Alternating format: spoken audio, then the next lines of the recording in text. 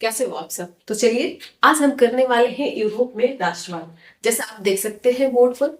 और इससे पहले हमने पढ़ा है यूरोप में राष्ट्रवाद में हमने 1830 की क्रांति तक कर लिया है। और इसके बाद जो हम कंटिन्यू कर रहे हैं वह है 1848 की क्रांति। और इसमें जब भी हम क्रांति पढ़ते हैं ना तो उसके दो पक्षों को पढ़ते हैं हम। पहला तो क्रांति के कारण पढ़ते हैं और दूसरा हम उसका परिणाम। ठीक है, तो आज की क्लास में हम तो कारण पूरी तरीके से पढ़ेंगे और नेक्स्ट क्लास में हम परिणाम पढ़ने वाले हैं। ठीक है, तो क्या आप सब रेडी हैं कारण के लिए। और आई होप इससे पहले आपने 1830 की क्रांति को देखा होगा, समझा होगा। ठीक है, वह ऐसे स्क्रीन पे ऐसे रिकॉर्डिंग तो नहीं है, टैब पे है तो आप देख सकते हैं उसको। ठीक है, जिसमें फेस नहीं दिखता है। तो चलिए हम शुरू करते हैं कारण। ठीक है, तो कारण में अगर हम बात करें तो हम देखेंगे, देखिए सबसे पहले कारण जो होता है ना वह उसकी पृष्ठभूमि में छुपा हुआ होता है। ठीक है, किसी देश की। तो ये जो 1848 की क्रांति है, यह क्रांति होती है फ्रांस में। कहाँ होती है ये? फ्रांस में होती है। ठीक है, बात क्लियर है आपकी। और ये जो फ्रांस में ये क्रांति होती है, इसके पीछे के कारण को आज हम समझने की कोशिश कर रहे हैं। तो देखिए कारण, इससे पहले हम 1830 की क्रांति के कुछ जो परिणाम कह सकते हैं, पृष्ठभूमि जो भी कहें। ठीक है, तो 1830 की क्रांति के बाद आपने देखा है कि फ्रांस में आर्ले वंश आ गया है। कौन सा वंश आया है? आर्ले वंश। और आर्ले वंश का राजा है लुई फिलिप। ठीक है, अब यहां से 1830 की क्रांति का परिणाम होता है कि फ्रांस से बुर्बो वंश की समाप्ति हो जाती है और शुरू हो जाता है आपका आर्ले वंश, है ना। आर्ले वंश का राजा बनता है लुई फिलिप। और चूंकि लुई फिलिप, ये आपको पता होगा 1830 की जो क्रांति है, यह क्रांति कहीं ना कहीं मध्यम वर्ग के द्वारा होता है। और मध्यम वर्ग के द्वारा होता है तो ये लुई फिलिप जब भी राजा बना, ये जब शासक बना, तो इसने कोशिश की कि वह मध्य वर्ग को खुश रखे, है ना। ताकि वह मध्य वर्ग को खुश रखेगा तो हमेशा शासन में बना रहेगा। तो इस वजह से इसने हमेशा स्वर्णिम मध्यवर्गीय नीति को अपनाया है। ठीक है, क्लियर इतनी बातें। चलिए कारण को अब हम समझते हैं। आई होप आपने बैकग्राउंड समझ लिया है कि फ्रांस में जो राजा है वह लुई फिलिप है। अब नया वंश आर्ले वंश का राजा है जो। ठीक है, और ये चूंकि किसके हेल्प से आया है? मध्य वर्ग के हेल्प से आया है। अब हम पूरी तरीके से कारण समझने के लिए तैयार हैं। कारण में हम देखेंगे कि लुई फिलिप राजा है और यह मध्य वर्ग को खुश रखने के लिए यह अपनाता है स्वर्णिम मध्यवर्गीय नीति, क्योंकि यह मध्य वर्ग के हेल्प से ही आता है। ठीक है, स्वर्णिम मध्यवर्गीय नीति जब यह अपनाता है, और इसके साथ साथ में ही आपको ये बात पता होना चाहिए, ये जो लुई फिलिप है, इसका किसी तरीके का जो इंटरेस्ट होता है, जो रुचि होती है, वो किसी तरीके की रुचि व्यापार या पूंजीपतियों में है। सॉरी, इसका जो रुचि है वह कहाँ पर है? व्यापार एवं पूंजीपतियों में है। इसका किसी तरीके का रुचि शासन करने में नहीं है। इसका किसी तरीके की जो रुचि है, इंटरेस्ट है, कैसे शासन हो रहा है नहीं हो रहा है, इसको कोई लेना देना नहीं है। कि फ्रांस का ये शासक है तो इसके कर्तव्य बनते हैं कि अच्छे से शासन करे, बट इसका शासन है तो कोई इसका लेना देना ही नहीं है ना। शासन में इसका कोई इंटरेस्ट ही नहीं। इसका इंटरेस्ट कहाँ है? व्यापार करने में, पूंजीपतियों में इसका उठना बैठना है, वहां इसका इंटरेस्ट है। ज्यादा से ज्यादा व्यापार करना चाहता है, पूंजीपतियों के साथ लगातार बैठना, एक दूसरे देश के साथ जाकर के व्यापार करना, ऐसा इसका इंटरेस्ट है।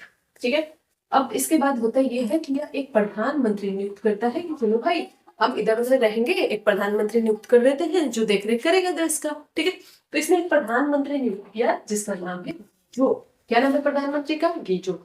गीजो का जो विचार है वह प्रतिक्रियावादी व्यक्ति है ये। ठीक है, ये एक रूढ़िवादी, एक प्रतिक्रियावादी व्यक्ति है। रूढ़िवादियों की प्रॉब्लम ये है ना, ये किसी तरीके का सुधार कार्य नहीं चाहते हैं।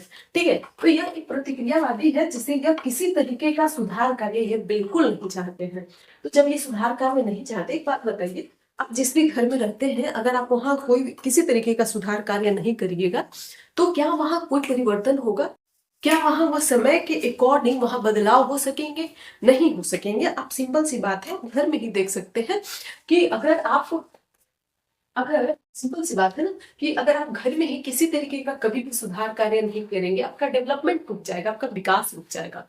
तो गीजो जो प्रधानमंत्री है, यह एक प्रतिक्रियावादी विचार का व्यक्ति है और यह किसी तरीके का सुधार कार्य नहीं करना चाहता है। क्या ये किसी तरीके का सुधार कार्य करना चाहता है? तो बिल्कुल नहीं करना चाहता है।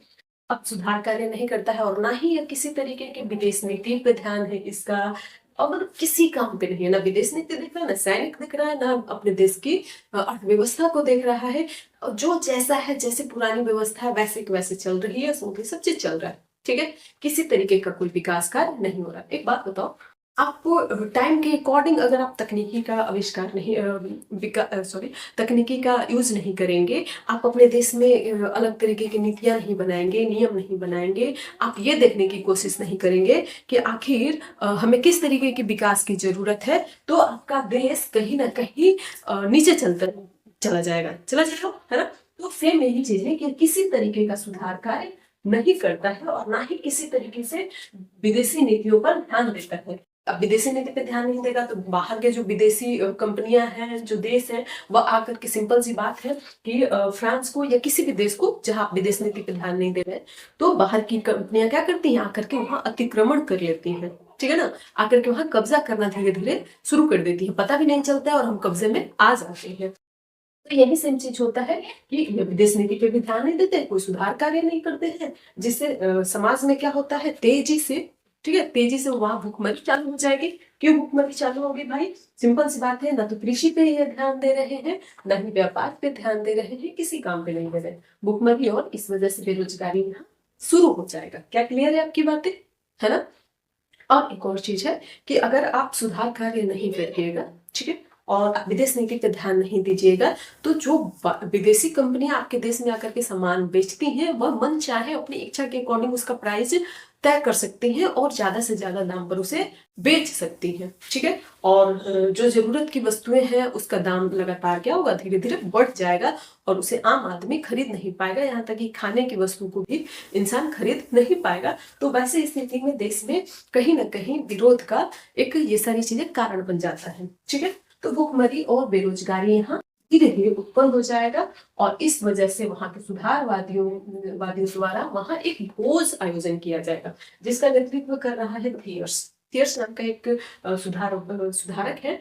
वे सभी लोगों को, ज्यादा से ज्यादा लोगों को भोज के लिए इनवाइट करते हैं, आयोजन करते हैं, और वहीं से ये तय होती है कि हम इस राजा के खिलाफ में विरोध करने जा रहे हैं, क्योंकि ये राजा किसी काम का नहीं है हमारे देश के लिए, या किसी तरीके का विदेश नीति नहीं अपना रहा है, या किसी तरीके का सुधारवादी कार्य नहीं कर रहा है, ये अपनी रुचि में हमेशा से मस्त है, अलग है। ठीक है, अब ये देखिए आपका यहाँ से विरोध शुरू, और इसी विरोध को हम कहते हैं 1848 की क्रांति।